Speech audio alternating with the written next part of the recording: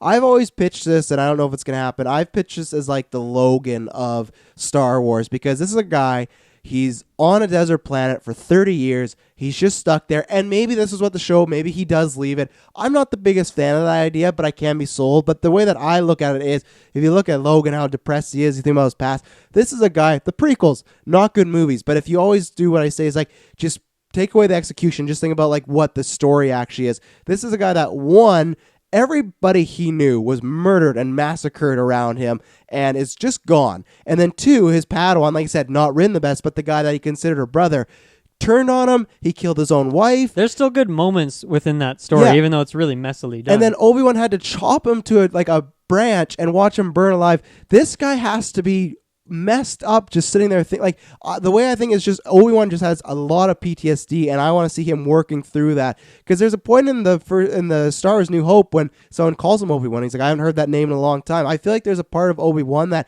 after that happens, he just kind of just locked it away, because like I said, in a real world sense, if you think all your friends are dying, your best friend turned on you, killed his own wife, you had to kill him, that's a lot of stuff to go through. It's pretty dark. And I think that's why you could really, I think this is going to be, you'll get a lightsaber, you'll get this and that, but I think this is maybe some Grievous, like Taylor's been, hinting about. But I think guaranteed confirmed. Yeah. You hear these rumors, but I think this is going to be a full-on character study of what happens after all that, because the prequels do end and then they just end. To me, that's why I hated the placing of them, because this huge event happens, but you don't get to sit with it because the movie ends. You move on. And like even just the little thing of the last time he saw Anakin, he was burning, he was dying. He thinks he's dead. There's going to be a moment in this show. That's why, I'm getting goosebumps. He's going to find out that Vader's alive, and then there's going to be a point either he'll sense it or maybe he is doing some missions, and if he finds out that's Anakin, that has to be a huge moment for him to think, man, I thought Anakin's been dead and he's this like robot guy now. Like, there's so many little things they can do to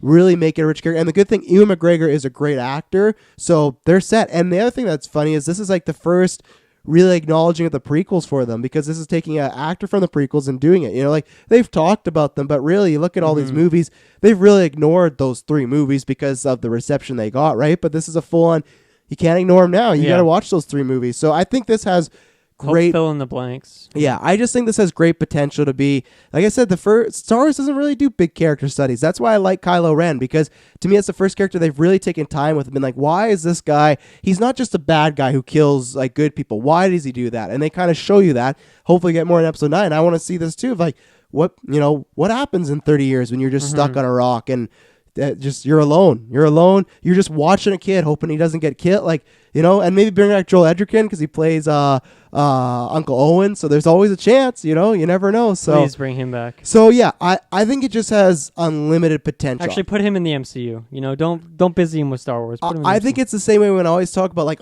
Joker or like Logan when it's come out. I think this has that potential for Star Wars where like this is the show that could get nominated for Emmys. They could just take the approach where, he's on a starfighter and he's gonna, but I don't think that's the show they're gonna do. I think they're gonna do a really kind of docile, kind of like gunslinger, I hope, but I don't want to get my expectations too high, but I think there's lots of potential, and that's what gets me excited. I hopefully they see it, because there's other Star Wars content that's coming out between, Clone Wars, other live action shows, the movies, the next trilogy, who knows? Yeah, movies are coming out 2021. There's a bunch of games coming out. Like, there's so much that maybe they won't feel like there's a need to have a bunch of like classic Star Wars action scenes. Like every Star Wars movie seems to have some of these, like, there's like check boxes they have to fulfill, and maybe because of the surrounding content, maybe they'll feel like they aren't obligated to do some of those certain things, and they can just focus on the character 100%. I agree.